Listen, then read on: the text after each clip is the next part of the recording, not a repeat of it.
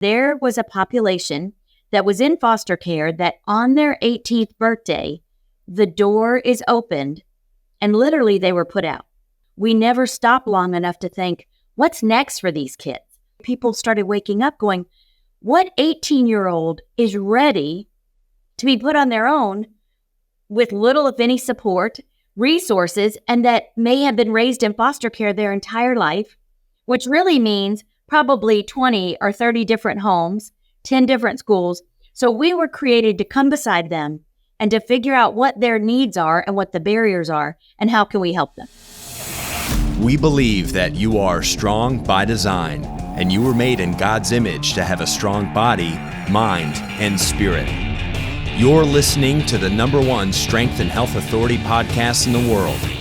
So let's get ready to unlock your potential and transform your life in today's episode. Hi, and welcome back to the Strong by Design podcast. I'm your host today, Coach Tonya, and joining me today is Kathy Mize from Ready for Life. Welcome to the show, Kathy. Thank you so much for having me. Oh, you're quite welcome.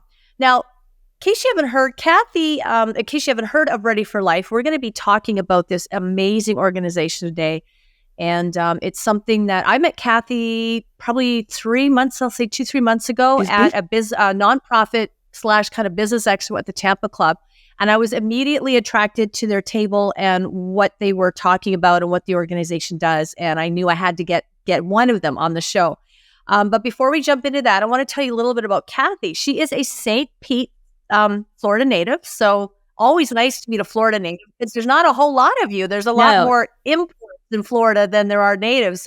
So nice. You've always worked in the field of child abuse and child abuse prevention for 35 years. So this is your niche. This is what you do and what you do well. And you, in 2009, had the opportunity to help create Ready for Life.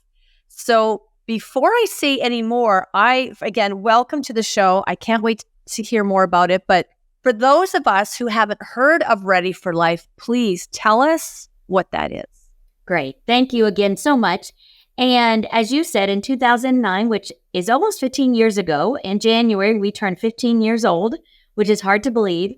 But we were started because there was a population that was in foster care that on their 18th birthday, the door is opened and literally they were put out. And I was part of that system, and that's just the way it was. And we had so many kids coming behind them. We never stopped long enough to think, what's next for these kids?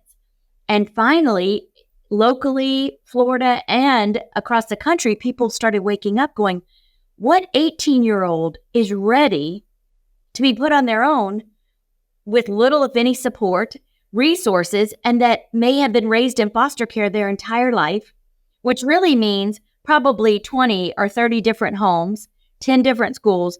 So we were created to come beside them and to figure out what their needs are and what the barriers are and how can we help them. Wow. And what's really, life is so serendipitous because about a month before that expo and meeting you, I was out with some girlfriends, a group of us that get together. We try to get together once a month, kind of a sort of an off-gassing event, like just letting go of all of the things because we're all self-employed and, the stresses of all of that. And one of the ladies there was talking about how she wanted to start contributing to, she really wanted to put a focus on, as she's retiring from her industry, a focus on something that was more, nonprofit and where she wanted to put that. And she started talking about, she said, and I don't know if it was, she hadn't mentioned your organization by name, but she'd heard about this issue, this problem of kids coming out of foster care, aging out of foster care, just being like, here's your stuff, good luck.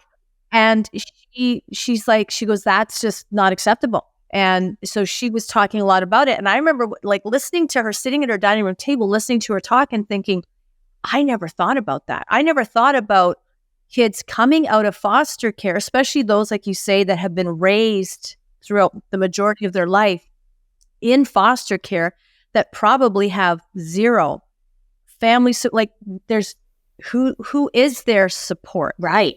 If anybody that's provided. with anything. So Right. when she started talking about that, I was like, oh my gosh, that's a huge problem. And then when I saw you guys and met you at the Tampa Club, I was like, I'm so glad that there are existing organizations, but I wonder how many other people don't really know about this or have thought about this. Yeah, probably a lot. Like I said, you see the news and you think, okay, you probably assume when they turn 18, someone takes them. Or maybe they're in a foster home that will keep them forever. But that is not what we see. The majority of our teenagers turning 18 are not in foster homes. There are some, but not a lot. Most are in group homes. So when they turn a certain age, they have to go. There's no options. And so they don't have family. They don't have resources. Think about, the way I was raised and my daughters being raised in a home, being taught a lot of these things and having family to call. They're not ready at 18 to just be put out on the street. So these guys need us to come beside them and really support them because it's an amazing population. I bet. So I have so many questions. There's so many questions. It's going to lead into another podcast that we're going to have to schedule. But first of all, my first thought is, okay, I'm 18. I'm coming out of a group home. Where do I go? Like without you guys without you guys being help with that transition into like ready for life, what would normally happen with these young adults? Because they're young adults, but they don't, there's still so many life skills to learn. They probably have a lot more street skills than a lot of us, and life has taught them some very hard lessons early on. So they're survivors, but it's a different type of survival. So in your experience over the last 15 years, what typically, 18, see ya, what does that look like? Yeah. Or what has it looked like? It's not a good picture. Less than half, and I would say it's way less than half, will graduate from high school or have some kind of GED when they turn 18. So imagine turning 18. The majority do not have a driver's license. That's not something that happened in foster care as it should have. We try and make that happen later. So not having an education, having no family, or some try and go back to their biological family thinking that, it's going to work this time. And it doesn't. Hopefully there are the rare occasions it does. But more than half of those we serve are homeless. So it could be a shelter. It could be someone's couch. It could be in the woods. I hate to say this, but unfortunately we give out tents and sleeping bags because that's the reality. And, our job is to come beside them. Now we're very blessed that we have a contract that we teach life skills and we get to reach them at 15. So now they should know we're here and we can help them as they are getting ready to turn 17 and 18. And then we work with them. What's funny is, as I said, we're going to be 15 years old. We have those that are 31 and 32 because they were 18 when we got started. So they don't ever go away, which is like our children. We've become their family. And we do Thanksgiving and Christmas and holidays for hundreds because we are the family they don't have. Wow. So this doesn't just stop at 18, 19. And we didn't think about that when we got started. We thought, okay, we'll get them all set and get them, a place to go. And it's not that simple. It really isn't. No. So you come into their lives at 15 with life skills. So what does that look like? What are some of those things that you're teaching them, and who are the people that are involved in that process? Yeah. So something that's very different about Ready for Life, and I'm so proud of the model we've created from day one, is we always said we would listen to the youth voice, the voice of those that are in care or have recently aged out of care. And that's how we were built. I have hired over 25 that have served on staff for Ready for Life over the last 15 years. They're on our board of directors. The youth voice truly is above our board of directors because we don't want to create programs if that's not what they tell us they need. So we have learned to listen and hear what they have to say, hear what the needs are, hear what the barriers are. What can we help remove so you can be successful? And many times, we are getting to them now most of them are in group homes. So we visit the group homes. It's a online kind of we're also there hands-on life skills, but still a large majority of our work is 18 to 25-year-olds and even beyond, because they still need us, and our goal is to help them get a GED or a high school diploma, because they are offered the opportunity of a tuition waiver if you age out of foster care or you're adopted. So our goal is to help them utilize the resources and the benefits, if there are benefits to aging out, which I hate to say there are, but to get them in a trade or post-secondary or a job, anything you would do for your own kids. That's what we're up to from 15 all the way to early 30s. Okay. So as far as with the aging out and the ability to, the support in getting a GED, getting a college or something like that, there is also ongoing support to get them into a trade or something, so they have some kind of career or job, something that gives them purpose. Absolutely. And the heart of what we do, and we were years in when we held another focus group, and we asked them, what do you still not have? What do you still need? And it was unanimous. They all said, we want one person that cares we're alive. Just one. Not ready for life. One person that can be on the other end of a text or a phone call, or might have dinner with me, or I can cry with, or, celebrate with.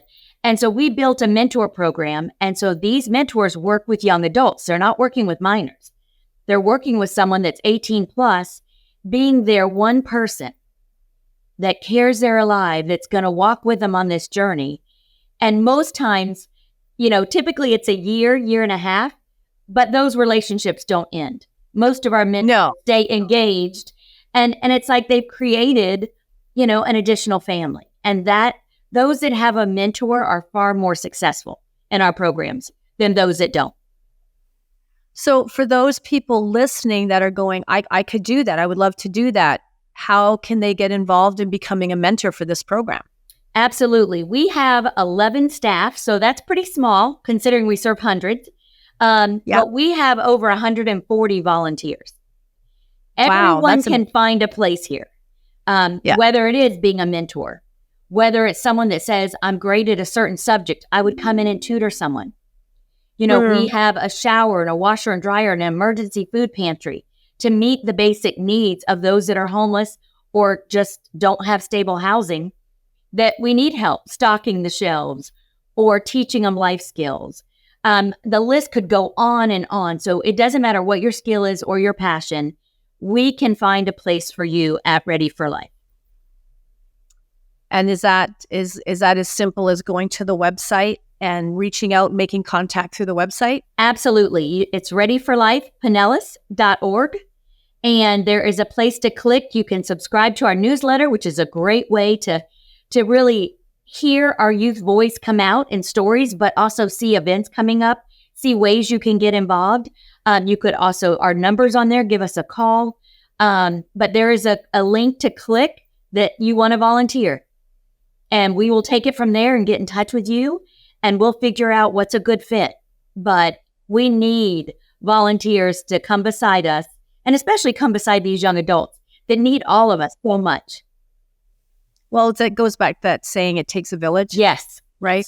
And it doesn't stop at 18 or even 21. I mean, I've got 3 children that are all young adults. You never stop being a parent, and you never stop being able to or having to respond, like help with things or just listen. A lot of just listen. I mean, sometimes there's things like you want to tell them, but you just have to listen. Right. But those of us that are still, those of us that have had the luxury of having our children and raising our children and having them at home with us and still having that connection and communication, we get to do that. But those that haven't had that, sometimes it's just, like they said, somebody that got me, somebody, knowing that one person cares. And the other piece of that, talking about raising children, and this is a number that shocks a lot of people. This is not something I thought about early on, but we have about 138 little ones that are the children of these young adults that aged out. Okay. And that's a big number, but that's 138 little ones not in foster care. And our goal through our child abuse prevention efforts, our Mommy and Me, our wingmen support groups, our goal is to keep those kids out of foster care and to break that cycle that goes back for generations and help those that weren't parented learn how to parent and come beside them. Yeah. Yeah. And keep their kids in a safe environment.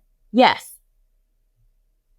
That would be just as important as knowing how to, do the laundry and grocery shop and fill out a job application form. Oh, or and how to to, keep how to them get out your of foster care. Yeah. them out of care. Now, what is if you know specifically those little ones that are the children of these individuals that aged out of foster care that are working with you? What's the success rate in terms of them staying with those parents and being in school and the parents getting support? Like how well is that working? Yes. So 94% of our young parents that are involved in our child abuse prevention efforts, our parent support groups, have their children and they are raising them in their home in a loving, nurturing environment. So that's huge. Wow, 94%. That's very successful. Well, it is. And I say maybe in 30 years, we won't need a Ready for Life. I mean, that's the population we've got to target. Yes. Yeah. Yes. So the ultimate goal would actually be to work yourself out of a position, actually. And to not have kids going into foster care. Or a lot less. That would be amazing. A lot. Yeah. Right. So I wanted to ask you, I just lost my train of thought here. Are you located, I can't remember, are you located in Tampa or is Tampa just one? Do you have like offices or satellite sites all over the state? How is this set up? Well, we started in Pinellas County, so that's where our main office is. We have a life skills center right here in Pinellas County. We have just gotten some funding and we are opening up Pasco this month. And our goal is, we've always been able, we're privately funded, which is another thing we did early on so that our eligibility didn't have a lot of red tape with it. So we have been serving young adults in Hillsborough, or maybe they're in Orlando or in Manatee. I mean, we're officially going to Pasco, but if we have resources and if we can get the young adults either here or get to them, we will serve them. We also have a group as of last week that held a meeting in South Carolina that wants to use this model that have, it's been so successful. And our goal, if we can replicate and save other communities years of trial and error and really have a model where you listen to those you serve, it works. And so that's a big piece of what we want to do in the future. So you're looking at like expansion, like not reinventing the wheel, but taking the wheel as you built it and then being able to expand into different counties and even states. And replicate it. And every community is going to be different. So that's how you start. We have to listen to those you're going to be serving, because even just as close as Pasco is to us, the needs are very different there than they were in Pinellas. So we have to listen to that first. Yeah. Okay. Agreed. No, agreed. From county to county, state to state, it is going to be different. Definitely. So you guys are a nonprofit? Yes. Okay. So we've talked a little bit about how, people can reach out, and there's some way that people can give time, and that's what some people, that's where they feel they make their greatest impact, is giving their time. But how else, in terms of other needs that Ready for Life has, what are some of the other needs that your organization has that's really going to help keep this going in the direction it's going and growing at the same speed that it's growing? Right. So besides time, which is so important for us, again, you can go on our website, readyforlifepinellas.org, and we have a needs list. So maybe you're part of a group, or like you said, your girlfriends get together. We have needs, so we can keep our emergency food pantry stocked. We have other needs that you can just see what fits with what you're doing and maybe fill in a gap where you could just do a drive, for maybe new clothes or new shoes or whatever that looks like for you. The other thing is just obviously funding is always huge for us, especially since we're not government funded.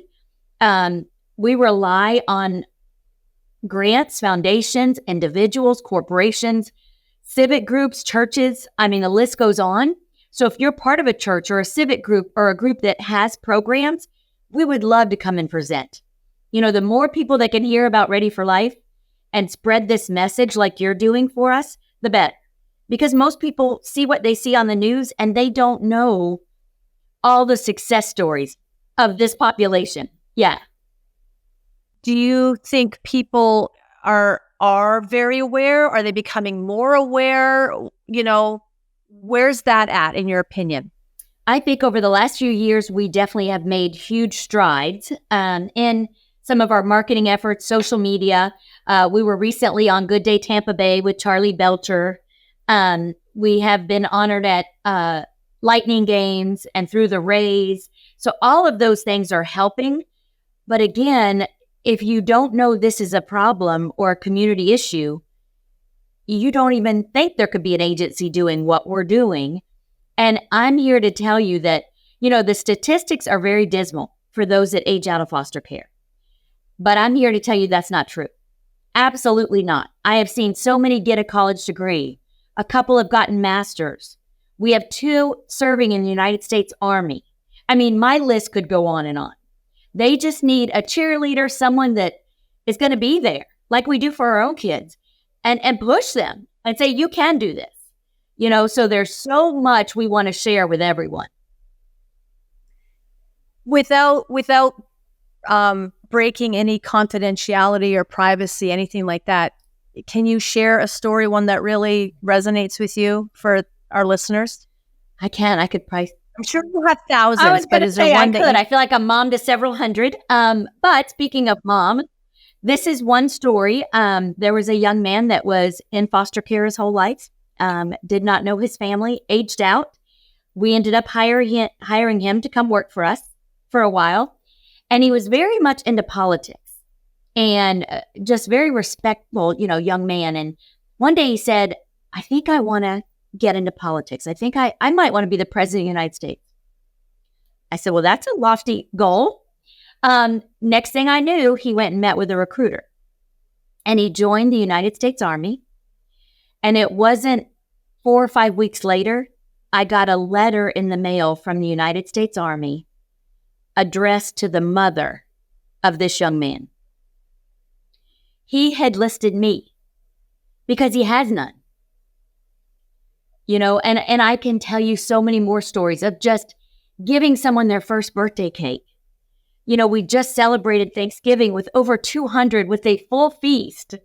And it's never too late to help them build traditions that they've never had. Or watching them walk across the stage, so proud and being the first person in their family to ever get a college degree. And we've had 3 get homes through Habitat for Humanity. And oh, wow. It has been amazing. This last one was just last month. And it's a young man with a young son, and a former Buccaneer, work done, selected him and sponsored his home. And again, their stories go on and on. Yes, there are hardships. The bottom falls out. Some end up in jail. They're tragic stories. But there are also so many successful stories that time, some funding, resources makes all the difference in the world for these young adults and the trajectory of their life. Yeah. Right. And what a difference too. I just want to say to those who are listening, it's not only about, the primary goal here is the focus on these young adults and helping them. However, what that does for our community, because these are the young people that go into positions, these are the people that become teachers and doctors and lawyers that, work in the communities and start their own businesses and have the coffee shops, or, these are our people. And so if we're there to do this, it's yes, we're helping this individual feel successful, feel like they have a sense of purpose, feel like somebody cares about them, but how that impacts our community as our communities grow. because we're all aging out in some way or another in life. Mm-hmm. Getting older. At some point, I think at some point, when might I need someone's help, whether it's in, whether medical care or nursing care or somebody that has to come in and clean my house because I can't do it anymore. What if it's one of these individuals? These are people if we give to them, they typically tend to give back to the community. So we're building and supporting our overall community, not just one person, our entire community. Absolutely. And, when you think about it, these young adults were put into foster care due to no fault of their own. This is something their parents did or did not do to get them back, or why they're in a system of care. No one should be raised in a system of care. And so to give them that advantage and what they didn't have while they were in foster care, and many foster homes are amazing. I mean, the whole system is, there's so much that can be said too. We do hear mostly about the negative. There are wonderful foster parents, wonderful case managers and agencies working tirelessly for all of these kids that ended up in a system that it wasn't their fault. They didn't have a choice in it, And so anything we can do to say, it's okay, that might be where you were, but that's not going to define your future. It doesn't have to. Right. I love that statement. It doesn't define them. Right. And we need to understand that it doesn't become a label. No. It's not a label. No. And they can do whatever they set their mind to. Absolutely. Yeah. And I mean, with the 94, we did mention there's always going to be, it's like anything, not everybody graduates from high school. You will have those individuals that the bottom falls out. They end up in a different place in life that's unfortunate, but you have a 94% success rate. I mean, that is something to that's something to be incredibly excited about, because 94%. Yes, raising their parents, not in foster care. That's the huge piece. Yeah, and I love that. I didn't realize when I spoke to you that evening at the expo, when I spoke to you and asked you about being on the show, I had no idea that there was a whole other program for it. Like into their 30s and helping them with their children and just this whole breaking these cycles, because generation to generation. Then if you grow up in the foster care system and you don't have you don't have the consistency of home and discipline and rules and structure, when you are left at 18, what are your traditions? What are the boundaries? What are the rules? Like, that can be very confusing, especially if you're probably programmed to survive. Absolutely. That's all you're trying to do. And they are resilient. I mean, they are so vulnerable. Yet we always say if something happens, we want them right next to us because they are survivors. Absolutely. Yeah, when the zombies come, I want them on my... That's what we say. We want them right there with us because they will get through it. And again, that's why we hired those that aged out themselves, because they get it. I wasn't in foster care. I will never understand that life. But I have people on my staff that they lived it. They get it. And they can look at those young people and say, okay, so what's next? Yes, we had not good childhood, but what's next?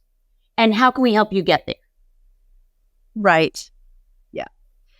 So what are the plans? What are you guys doing for the Christmas season for your extended family? It is so fun. We get, several hundred young adults sponsored, but then of course we have our little ones we talked about. So we help get those sponsored. We have a couple days in December where we love volunteers. If your passion is to go shopping or to wrap or to bake cookies or whatever it is, we have them come and the parents and the young adults without children come and get their gifts. And we make it as festive as we can. And really want them to experience just love during this season and that someone cares about them. We try and give out food baskets for those that have places to live, that they can actually make a nice meal for their family. There's so many ways during the holiday that you can get involved and help these young people enjoy it, just like so many do. And our office is open. If you want to volunteer, once you come in here, you don't want to leave. I mean, these young adults are amazing. So we need a lot of help during the holidays, but also all year round. But most of our volunteers say that they get way more out of it than they give. And it truly touches your heart to be involved with these amazing young adults. Yeah. Well, I absolutely love what you're doing. I mean, I loved it from the moment I heard about it, but I didn't realize the massive scope of all the different elements that you're working on. And I think it's absolutely wonderful. I really encourage our listeners, really share this, please share this podcast, please share this message, please reach out. I think this is by far one of my favorites, because the impact with young adults coming out and then going on to live lives and have families, and just the the networking of your reach, and how far you're willing to go to support their success is phenomenal, and their children's success. So I absolutely love what you're doing.